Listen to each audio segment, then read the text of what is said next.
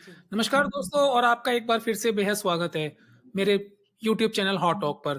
दोस्तों आज हम एक बहुत ही डिफरेंट और यूनिक टॉपिक पर डिस्कस करने जा रहे हैं। आज हम डिस्कस करने जा रहे हैं एस्ट्रोलॉजी के ऊपर। हाँ जी, आपने ठीक सुना एस्ट्रोलॉजी के ऊपर। और दोस्तों जैसे कि आप जानते हैं कि कई डिफरेंट टाइप की एस्ट्रोलॉजी होती है, वैदिक एस्ट्रोलॉजी होती है, नाड़ी एस्ट्रोलॉजी होती है। और हम कभी भी किसी भी लाइफ के फेस में कभी हमें प्रॉब्लम होती है तो हमें यही कहा जाता है कि चलो जाओ यार आप किसी एस्ट्रोलॉजर से कंसल्ट कर लो, आप किसी पंडित जी से कंसल्ट कर लीजिए। और हमारे इंडिया में ऐसे भी एस्ट्रोलॉजर हुए हैं जो कि ना कि एक इंडिविजुअल की जन्मपत्री हॉरोस्कोप देख लेते हैं, बल्कि इनफैक्ट नेशन के बारे में प्रेडिक्ट कर सकते हैं depend upon their planetary positions. और वो कैसे करते हैं मुझे भी नहीं पता।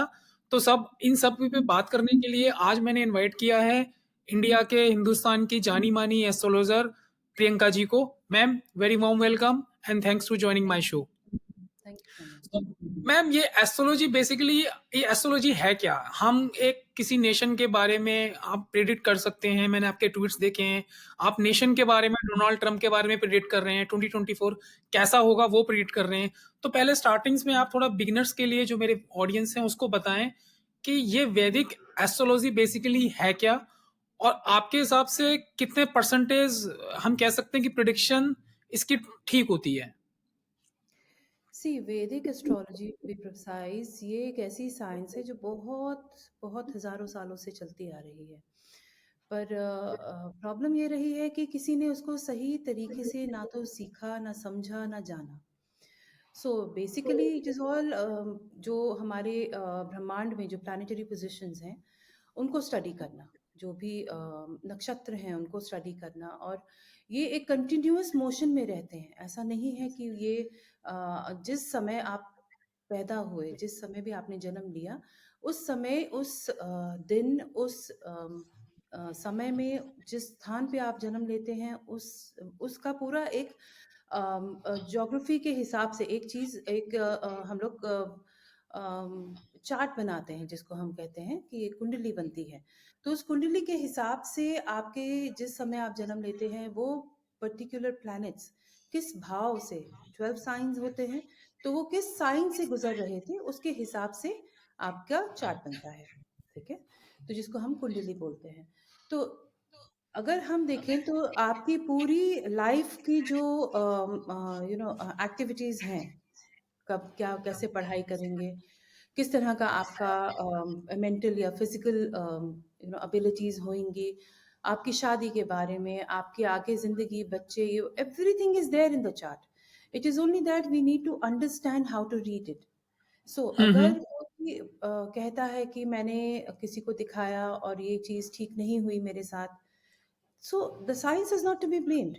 The reader or the predictor should take care कि जो भी वो predictions करता है वो किस लेवल की करता है और वो कितना कॉन्फिडेंट है उनको लेकर। अभी हाँ जो जी। भी आप देखते हैं कि कितनी चीज़ों के बारे में मैंने ट्विटर पे जो भी predictions करा है वो काफ़ी हद तक सारी ही सही हुई हैं। सो उसके बेस पर, क्योंकि जो भी नेशन बोलो आप या कोई व्यक्ति बोलो, तो सबका जन्म लेने का एक समय है, एक तारीख है। ठीक है, तो उसके बेस पर जो है हम चार्ट्स बनाते हैं और उसी के बेस पर सारी प्रिडिक्शंस की जाती हैं। मैम जैसे कि आपने बताया कि आपकी काफ़ी आपने प्रेडिक्शन करी हैं और काफ़ी प्रेडिक्शन ठीक भी हुई हैं। तो ऐसी कुछ प्रेडिक्शंस 3 या 4 या 2 जो आपको लगता है कि हमें शेयर करना चाहिए हमारे ऑडियंस के साथ जो आपने करी हों और जो प्रेडिक्ट See, ठीक हुई हों? अगर आप मेरा 28 सितंबर 2023 का अगर आप प्रिडिक्शन देखें तो मैंने उसमें बहुत क्लियरली कहा था कि very soon there is going to be war like situation, जैसे कि 9/11 में हुआ था, hmm, when hmm. America was attacked. Okay, so आप उसको चेक कर सकते हैं मेरी प्रोफाइल में, और वो मेंशन किया गया था। So and I had clearly mention that it is going to be a terrorism attack. और 7 अक्टूबर को it took place. So on Israel we very well know about all that.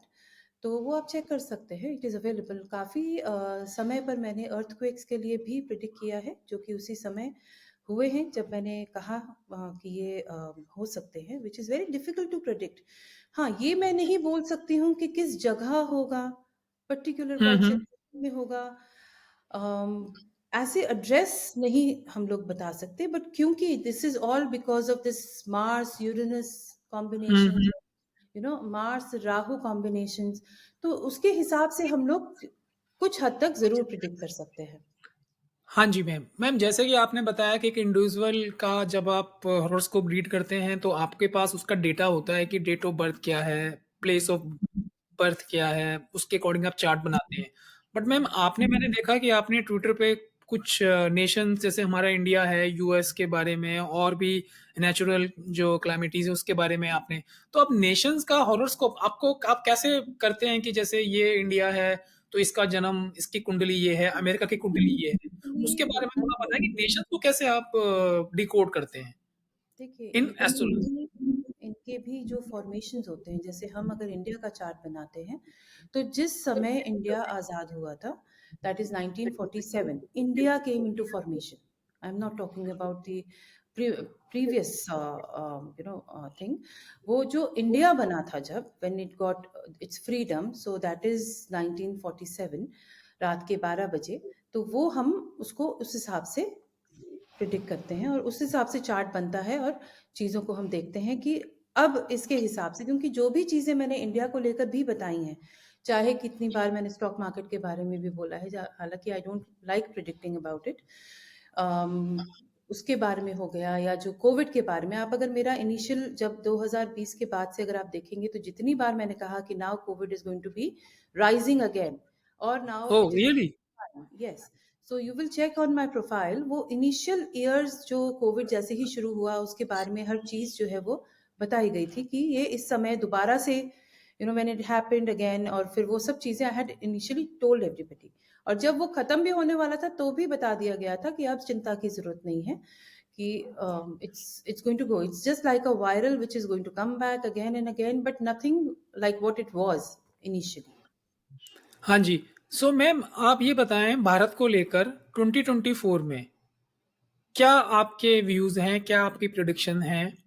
Major 2 या 3 प्रेडिक्शन जो आपको लगता है, जो आप स्ट्रांगली बिलीव करते हैं भारत को लेकर?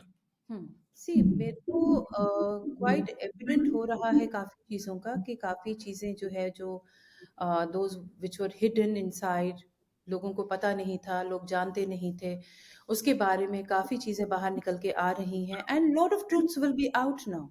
ऐसा नहीं है कि जो पहले जैसे टाइम, कि क्या ट्रुथ और क्या कैसे आपके अकॉर्डिंग क्या हिडन था?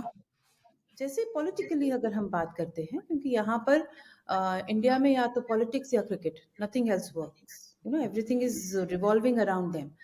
तो जो भी चीजें अगर हम देखते हैं कि पॉलिटिकली, जैसे अगर कोई भी, I do not want to be very specific about the parties, but yes, जो भी चीजें काफी समय से जो हिडन थी, जो लोगों को पता नहीं था, they have lot of curtains have been up and people have been seeing things happening around, कि जो सच्चाइयाँ थी वो बाहर आने लग गई। लॉट ऑफ, आप भी देख रहे हैं, रोज कुछ ना कुछ होता ही जा रहा है इस रेफरेंस में। और अभी क्योंकि this year is going to be the year of elections as well, so it is going to be chaotic, it is not going to be an easy journey this okay, year. तो आप ये declare कर रही हैं कि ये election is not going to be cakewalk for the current government, is it so?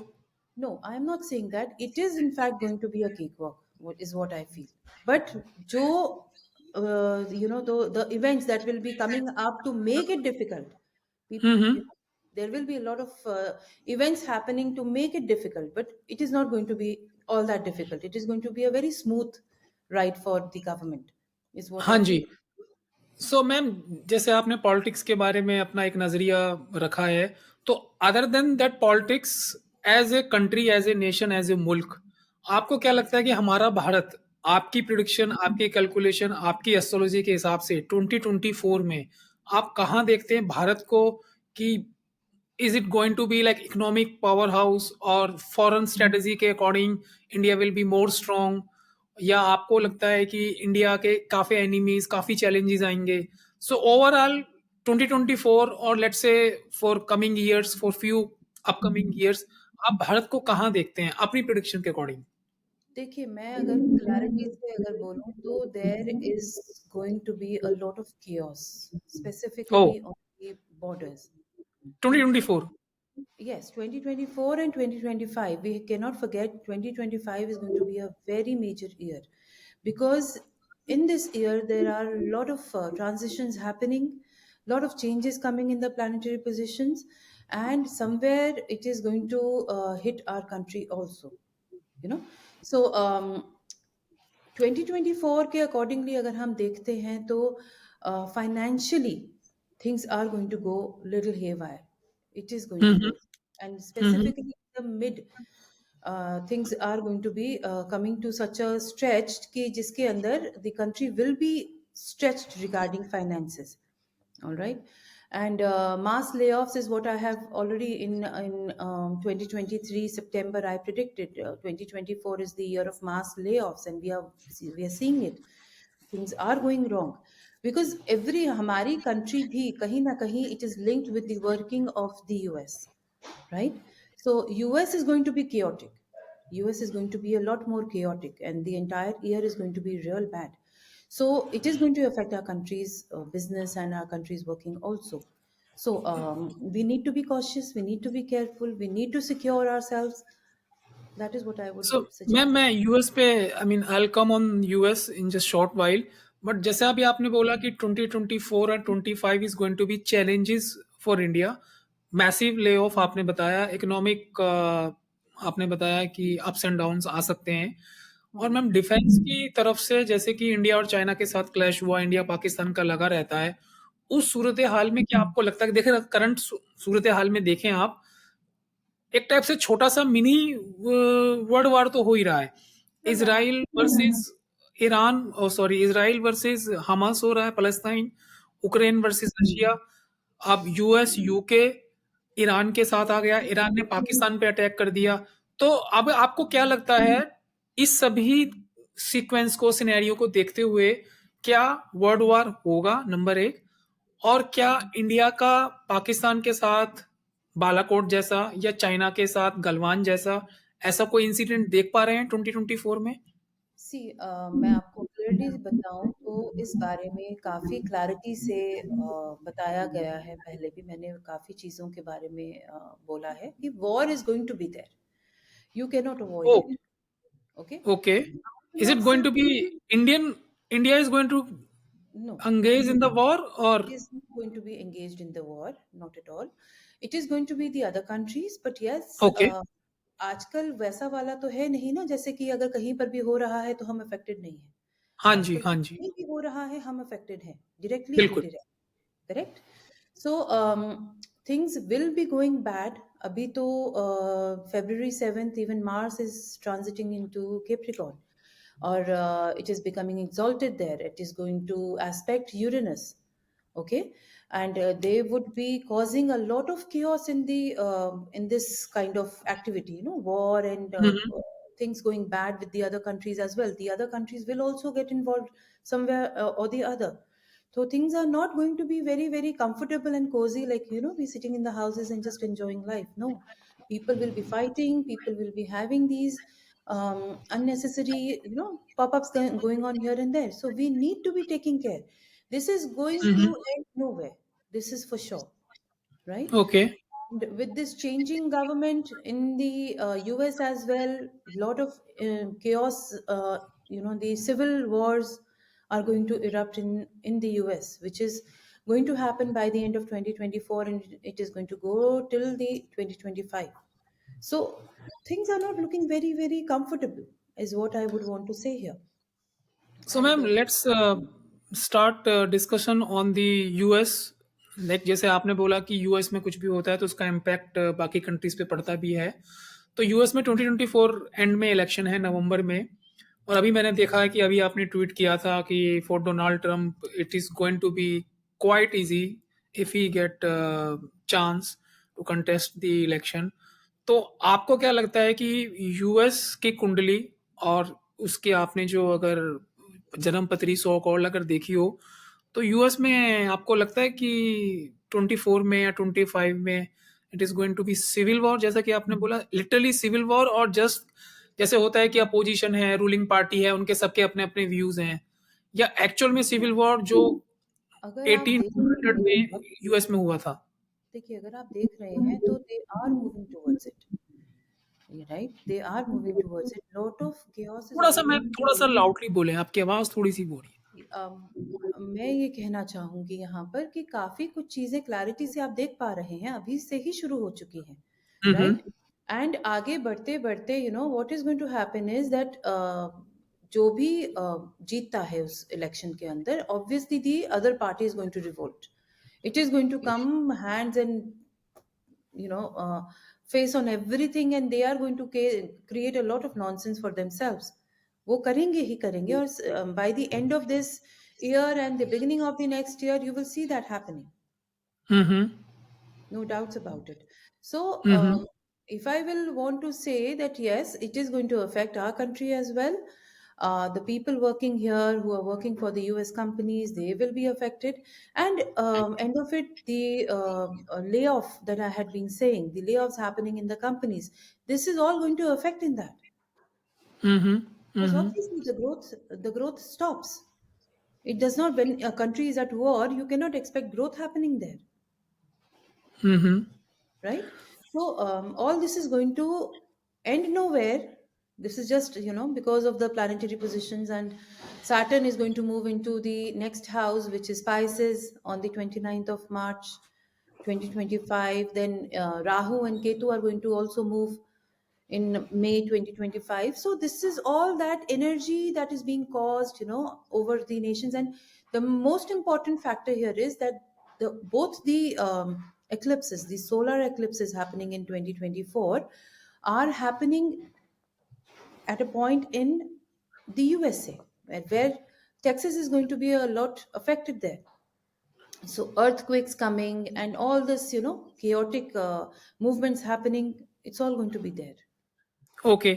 So ma'am जैसे आपने बताया यूएस में chaos होगा, अर्थक्वेक भी आ सकते हैं, सिविल वॉर होगा, पॉलिटिकल बहुत ज़्यादा आपस में इश्यूज़ होंगे। तो हमारा एक और नेबर है चाइना। चाइना के बारे में अभी कुछ न्यूज़ जितनी भी आ रही हैं, हालाँकि वहाँ पे सारा मीडिया कंट्रोल्ड है, कि China is going to deep into economic crisis. तो आपकी एस्ट्रोलॉजी के हिसाब से आप चाइना को कहाँ देखते हैं कि चाइना और राइज़ करेगा या चाइना का डाउनफॉल आएगा या चाइना भारत को रिलेशन को देखते हुए आपके क्या इस पे इनपुट्स और व्यूज़ हैं? मुझे जहाँ तक लगता है कि चाइना में पावर चेंज होगा। ओह! यस, इससे रियली ब्रेकिंग न्यूज़। आपको यस। लगता है Xi Jinping is going to be thrown away और क्या? I feel that there is going to be some changes coming in China in the coming few years, and ये काफ़ी chaotic हो सकता है उनके लिए। ओके, This change is that's good supposed to to no be और there. By when we can expect this change? I आपकी think calculation?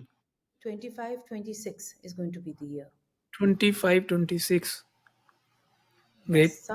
something majorly, a change in power is what I would say will be seen happening there. Okay ma'am, अभी सिर्फ़ 3 या 4 मतलब not in fact 3 या 4 दिन पहले, शायद 2 दिन पहले ही अभी अनप्रेसिडेंटेड हमने देखा है कि ईरान ने पाकिस्तान पे अटैक किया है। मिसाइल्स दागी हैं, ड्रोन्स करे हैं और अभी न्यूज़ ये आ रही है पिछले 15-20 मिनट से तो पाकिस्तान ने भी उस पे रिटेलिएट किया है। तो अगर आप आपको क्या वेट लग रहा करें, है? अगर हमें आप वेट सेफ करें, फेस सेवर हो सकता है ये? हमें कहीं पे भी बॉम्ब डालकर, खाली शेल दिखाकर अपनी डोमेस्टिक ऑडियंस को कि हमने भी कुछ किया है। तो आपको लगता है कि यहाँ कुछ इन दोनों का वॉर होगा या बस थोड़ा-मोटा अच्छा भई और मत मारना मेरे को बस बहुत हो गया? Pakistan is not in a condition to wage a war. We all know that, hmm, right? हुँ। और दूसरी बात ये है कि पाकिस्तान अभी ऐसा कोई कदम नहीं उठा सकता और ना ही उठाएगा। इट इज़ जस्ट दैट कि ये थोड़ा बहुत निक नैक्स होता रहेगा, बिकॉज़ जो कहते हैं ना कि कर्म तो सामने आएँगे ना। सो जो हुँ, अभी हुँ। तक करता आ रहा है वो, now it is out there in the world, and the whole world knows what he is been doing, what India has been facing because of hmm, this hmm. Country. So अब हुँ, क्या हुँ। है कि चीज़ें अब काफ़ी ज़्यादा क्लैरिटी के साथ सामने आ रही हैं, और ये सब थोड़ी बहुत चीज़ें तो होती ही रहती हैं, ये तो कोई नई बात भी नहीं है, और ये होती भी तो रहेंगी आप ये कह रहे हैं कोई मेजर इम्पैक्ट नहीं होगा इन दोनों के बीच में कोई वॉर ऐसा टाइप मेजर से इन कुछ नहीं दोनों होने के वाला? बीच में नहीं होगा, इन दोनों के बीच में नहीं होने वाला, लेकिन जो रेड सी में हो रहा है और जो हाँ जी। उसके अदरवाइज जो चीज़ें चल रही हैं, ये थोड़ा-सा इफ़ेक्ट और प्रभाव मेजर कर सकती हैं, स्पिल जिसकी ओवर वजह उनका से हो सकता है। हाँ, और इसकी वजह से और भी कंट्रीज़ इन्वॉल्व हो सकती हैं। हुँ, हुँ। मैम अभी ना कुछ टाइम से पिछले 1 या 2 महीने से 2024 को लेकर एक बहुत ही एक हॉरिबल और टेरिबल मतलब इसको फ़ोरकास्ट किया जा रहा है कि फिर से एक ऐसा जिसे कह सकते हैं पैंडेमिक आएगा और वो उससे भी ज़्यादा लीथल होगा जो हमने देखा है वे बैक इन 2020। हुँ। और आपके क्या व्यूज़ हैं? मुझे लगता है जहाँ तक है कि जहाँ तक मैंने आपको फ़ॉलो कर रहा हूँ कुछ दिनों से, आपने इसको टर्न डाउन किया है कि nothing is going to be. But कुछ चैनल्स पे, कुछ पॉडकास्ट पे, कुछ एस्ट्रोलॉजर ने उसको ऐसा पोर्ट्रे करा है कि it is going to be bigger and biggest. तो आप क्या सोचते हैं?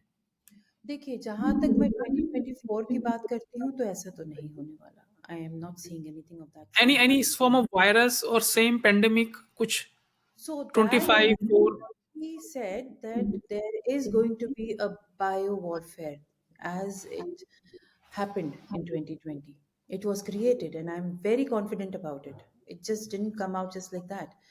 ठीक है, तो ये चीज़ एक दोबारा से ज़रूर क्रिएट की जा सकती है, पर अभी नहीं। This is not the right hmm. Right year और राइट टाइम फॉर दिस।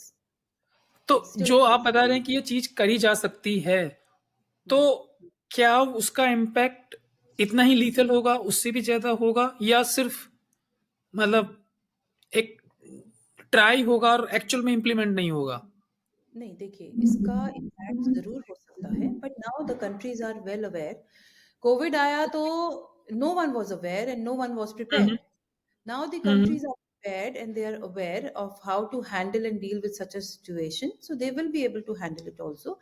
अगर आप हुँ, देखें हुँ। तो कोविड जैसे ही खत्म हुआ है, अभी पिछले कुछ टाइम में भी शुरू हो गया था कि अब दोबारा से आ गया, अब ये हो गया, वो हो गया। Nothing happened. It all was hmm, calm and hmm. quiet. So ऐसी हुँ, चीजें हुँ। और ऐसी लाइक नेगेटिव न्यूज आती ही रहेंगी. It's not going to be just once, right? हुँ, हुँ। इससे काफ़ी चीज़ें इम्पैक्ट होती हैं। काफ़ी किसी का भी आप मार्केट डाउन कर सकते हो, ऐसी चीज़ें फैलाकर।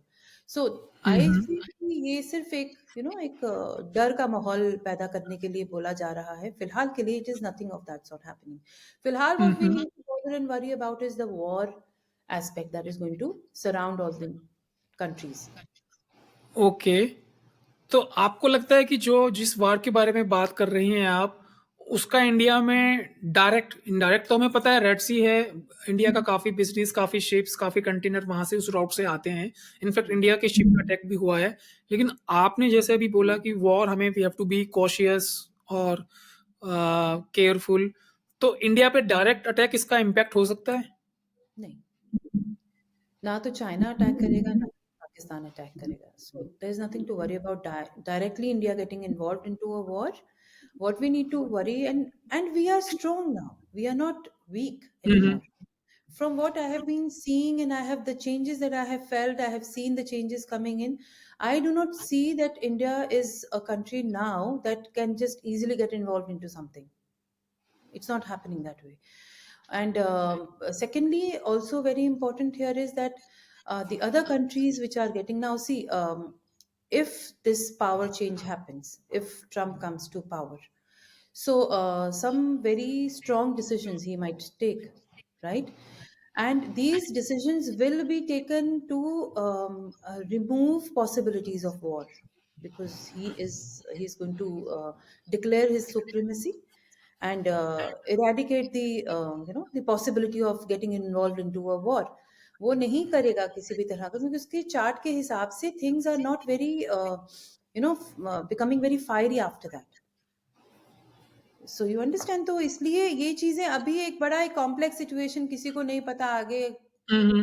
जा रहे हैं, कौन आने वाला है, क्या डिसीजन सही है, क्या डिसीजन सही नहीं है, तो अभी सब ऐसे ही चल रहा है बस, हाँ जी। विदाउट एनी ठोस डिसीजंस मेकिंग. मेरा लास्ट क्वेश्चन है मैम आपसे कि अभी हमने जैसे काफ़ी बातें करी कि नेगेटिव डिस्कशन जैसे था कि अब इसमें सिविल वॉर भी हो सकता है, नेचुरल क्लाइमिटी भी आ सकती है, चाइना में पावर चेंज भी हो सकता है, अटैक होगा, हमें वॉर से कॉशियस रहना पड़ेगा। तो कुछ पॉजिटिव बताएँ आप 2024 में भारत को लेके कुछ पॉजिटिव बताएँ। ओवरऑल जो आपको लगता है कि नेक्स्ट 20 से 25 का भी आपने ज़िक्र किया कि आने वाले 24 में, 25 में भारत के लिए ये 2 या 4 चीज़ें अच्छी होंगी या हो सकती हैं? जैसे आपने बोला मास ले ऑफ होंगे। तो ऐसा कुछ पॉज़िटिव बताएँ जो कि मतलब लोगों में एक जोश आए, लगे कि हाँ यार something is going to happen and that too in positive. See, I will have to say here is that India is changing. It is becoming stronger day by day. We have no doubts about it.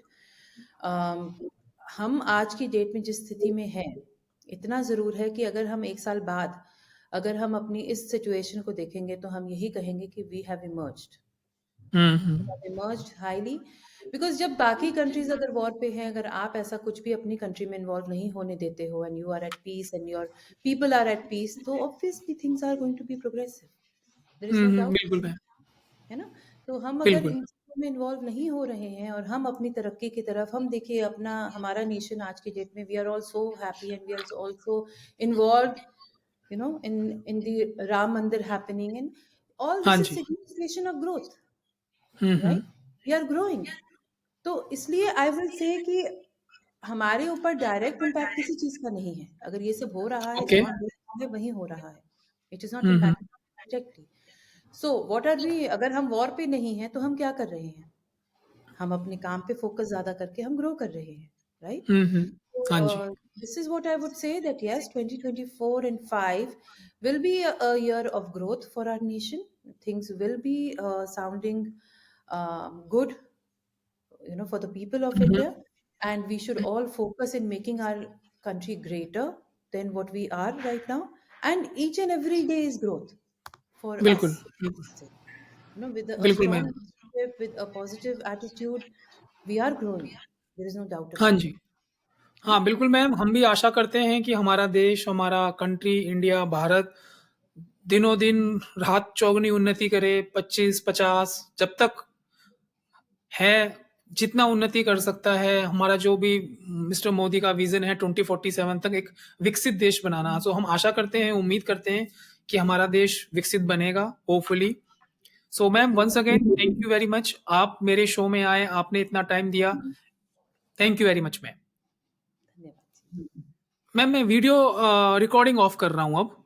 ठीक है जी।